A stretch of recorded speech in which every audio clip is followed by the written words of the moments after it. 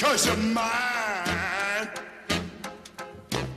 Continuons ce bloc-notes artistique et culturel avec Anissa Arfaoui et Sarah Doraghi. Sarah qui va nous proposer la première exposition internationale d'œuvres de détenus. Et ça, il faut voir ça absolument. Oui. Ça s'appelle, l'intitulé incroyable, un demi-mètre carré de liberté. Exactement.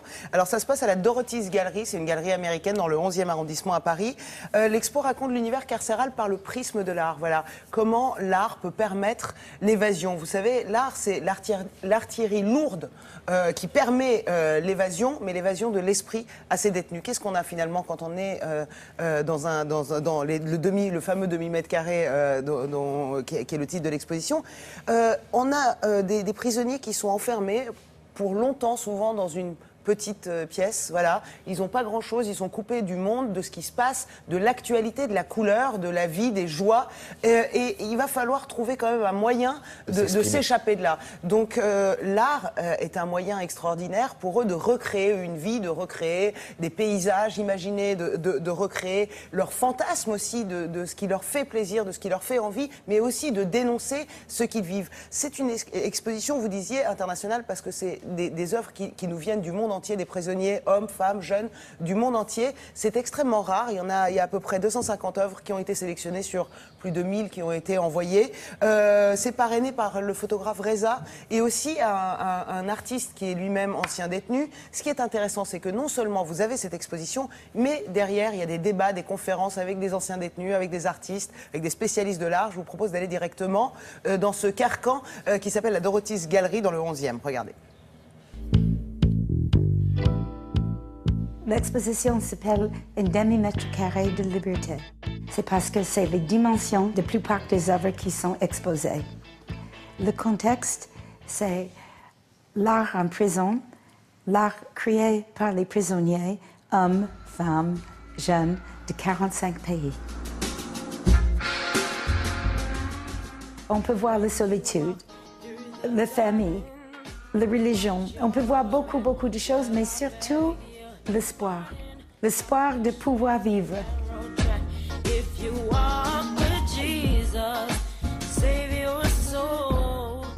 Il y a une qui est très émouvante, c'est la scène par Da Vinci.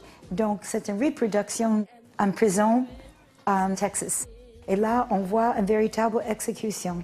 On voit Jésus derrière.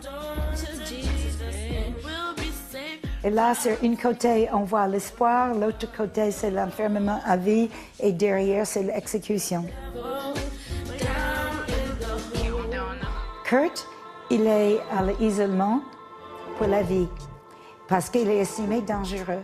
Et on ne veut même pas lui donner les outils que les artistes utilisent d'habitude. Donc, il doit créer les œuvres avec ses mains. Et là, vous allez voir plusieurs œuvres d'une beauté étonnante.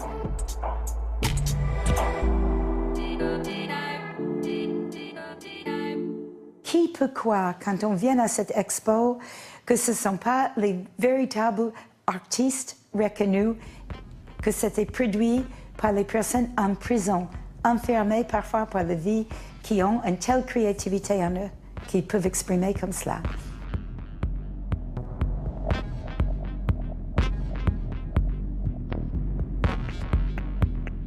En les acceptant comme artistes, ça leur donne la possibilité d'un avenir, et j'ai un exemple de ça.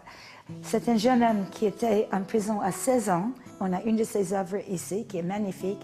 Et quand il est sorti de prison, il est devenu décorateur de théâtre. C'est très impressionnant parce que la nécessité ou l'enfermement crée des œuvres chez des artistes de la créativité, qui n'ont pas été formés. Qui n'ont pas été formés, mais qui sont de véritables artistes. Certains sont de véritables artistes et on s'en rend compte ici.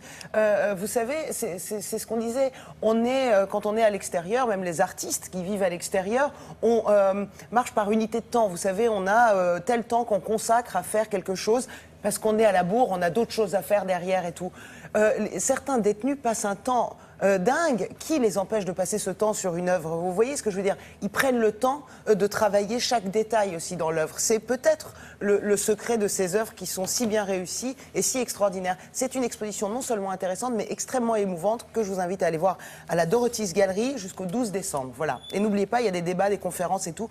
Renseignez-vous sur leur site et sur notre site, bien sûr, France 2 aussi. On fera ça. Merci beaucoup, Sarah Anissa Arfaoui.